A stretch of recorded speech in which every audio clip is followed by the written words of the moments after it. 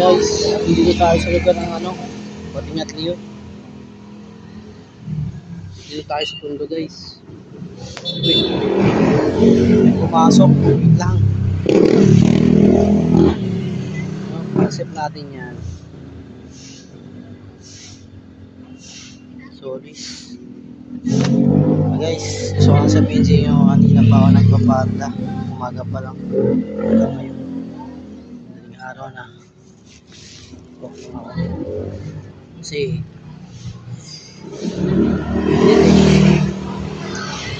taka muna tong kukunin ko sa Solis. Ayan na lang. Yun no. Bali, katatapos lang natin mag-deliver ng pagkain. Nakatambay ako ngayon dito sa Tayuman.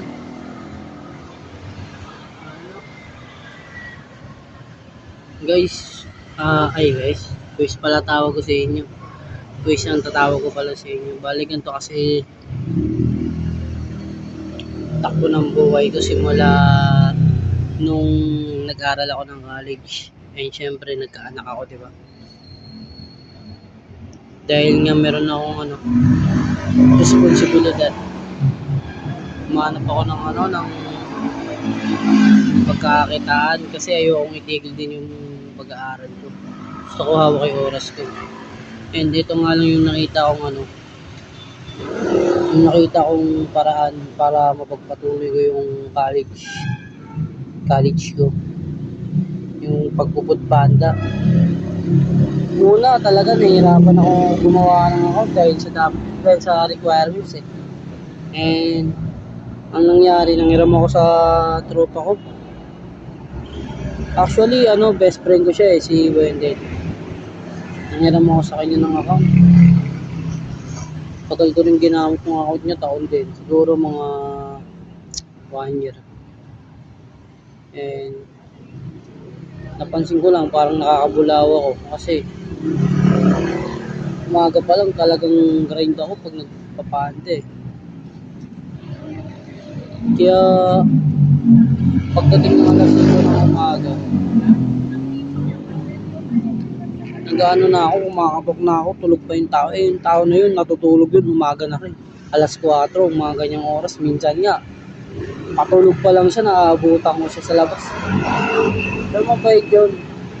Ako na lang talaga yung nakapansin na nakakabulaw ako sa kanya. Kaya gumawa ako ng paraan, nagpatulong ako, naghanap ako kung paano gumawa ng account ng Panda. E na yun nga, tropa rin ni Wendell gumawa sa akin. Nirefer niya ako nirefer niya mismo ako sa account niya. Kaya saglit lang nakagawa na ako ng account. Ayun, sinumulan ko agad Panda. And nung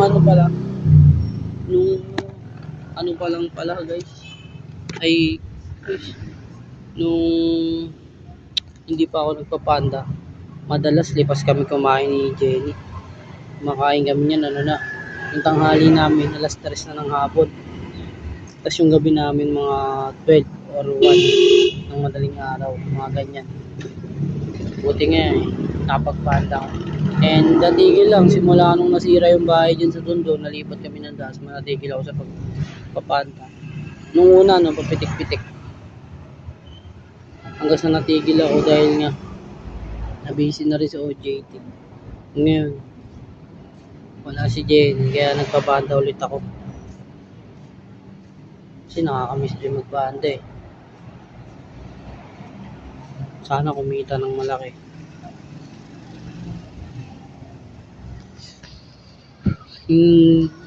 Yung quiz mo, yung trabaho pala na to, medyo delikado din kasi hindi mo alam ikot ng isip ng tao pag may nakakasalamuha ako.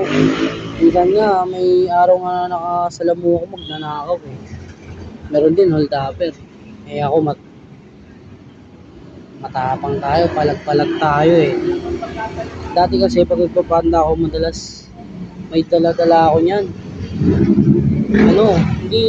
Malit ako chilyo lang. Mga nakita ko lang din sa pag nadadaan ako. Ginagawa ko silang tinatago ko sa sa bike ko. Kasi dati bike lang naman talaga ako. Hanggang ngayon nga, bike rate ako, nagmumotor lang ako. And, kaya parang ano rin, delikado din yung trabaho na to. Ngayon, kung nababalitaan nyo yung mga nangyari sa mga rider, may nababaril, tsaka may nasasaksak.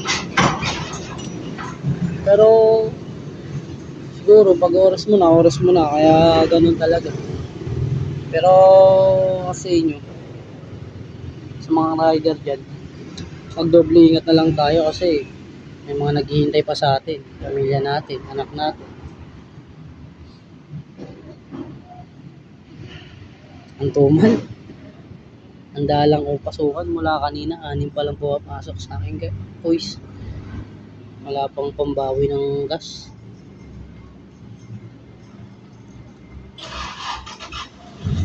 Bali, hanap muna ako sa ibang area.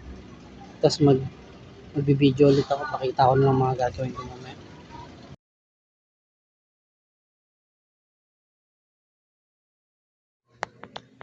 Yung guys, no, kahapon di tayo nakapag-training kaya babawi tayo ngayong araw. Bali kahapon kasi, kaya hindi tayo nakapag-training eh. Alam nyo na, nag-boot panda ako. Dapat doon talaga ako magte-training sa gym na, hindi siya boxing gym, gym lang talaga siya. Dapat doon talaga magte-training kahapon. Kasi may ano doon eh, may punching bag. Literal na punching bag. Yung kaso, hindi natin nadala yung mga equipment natin. Kaya hindi tayo nakapag-training. Kaya ngayon tayo magte-training. Balik kahapon, nakauwi na ako ng 4 AM. And ngayon tayo babawi sa training.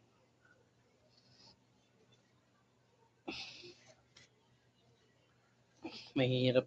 Gusto kasi talaga mag-training guys. Kaso, mas syempre, may mas priority tayo.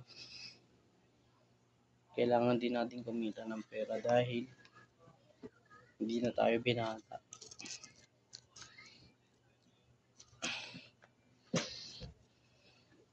Check nyo guys, ang ganda ng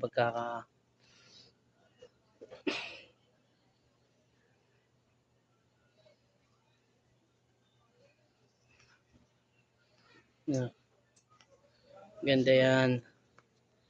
Hindi masakit sa kamay. Elastic kasi ito eh. Salamat sa pagpapairam, Bert. And guys, ayun nga pala no. Kung bakit ko ginagawa yung mga bagay na to. Kasi simple lang. Gusto ko yung boxing. Kasi talaga sa pamilya namin, hindi naman boxing yung laro. Ang favorite laro talaga ng pamilya namin kung saan sila nakilala. Yung tatay ko, yung tito ko, basketball talaga. Kasi malalakas sila maglaro. Naging ano rin naman ako, naging player din naman ako, pero hindi naman ganun kalakas. Pero kaya ako sumabay sa mga kalaro ko dati. Dati nga, pinupuntahan pa ako pag ano eh. Dayo-dayo, may dayo, kaya dadayo. Hindi pwedeng hindi ako kasali kasi ang alam ko lang guys, hindi siya mayabang. Malakas kasi pangangatawan ko dati. Ang alam ko, kaya kong sumalaksak, tsaka kaya kong tumira sa labas. Sure ball ako sa labas. Ewan ko ngayon, hindi na ako naglalaro eh. Kasi focus ako sa ito nga, bagong hindi naman bago, matagal na rin kasi habang naglalaro kami ng basketball nung high school, nagaganto na rin yung kaibigan ko, yung lumaban nakaraan, si Berry. Yun na yun. Nagtatry ako ngayon kasi si Berry, parang nainganyo niya ako eh. Totoo lang. Kasi, kung nalaman kong pro na siya, tuwan-tuwa ako. Laki kaya ng believe ko dun sa tao na yun kasi bukod sa masipag tsaka mabait yun, talagang determinado sa pangarap niya yun. Ayun yung lagi niya sinasabi sa akin. Pangarap niya maging boxer. Yun nga natupad. Kaso mahirap din pala yung, siyempre, hindi na biro yung mga kalaban mo sa mga gantong laro.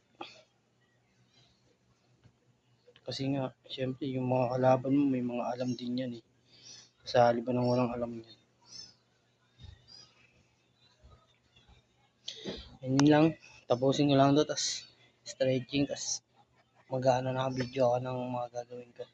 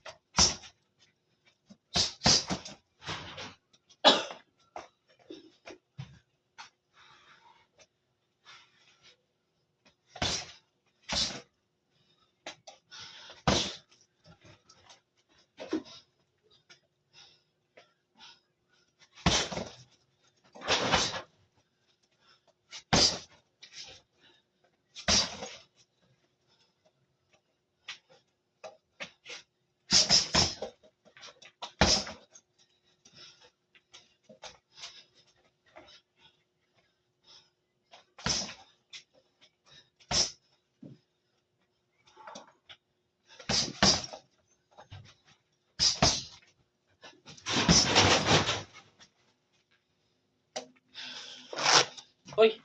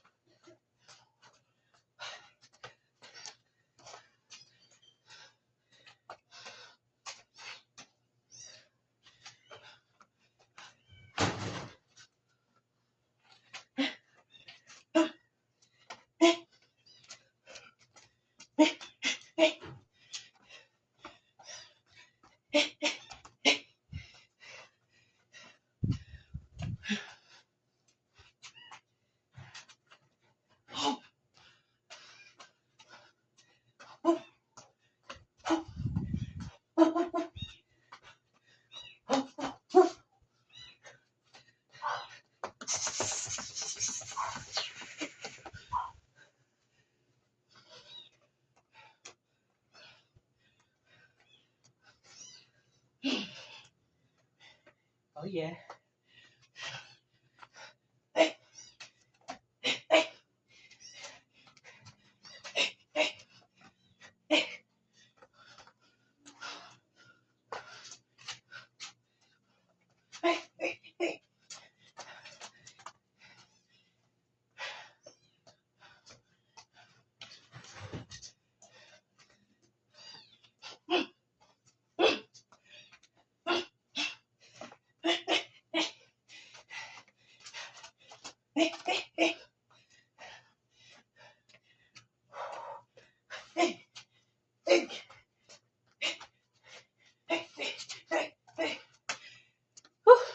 Guys, panoorin nyo naman mga video ko kahit walang kwenta.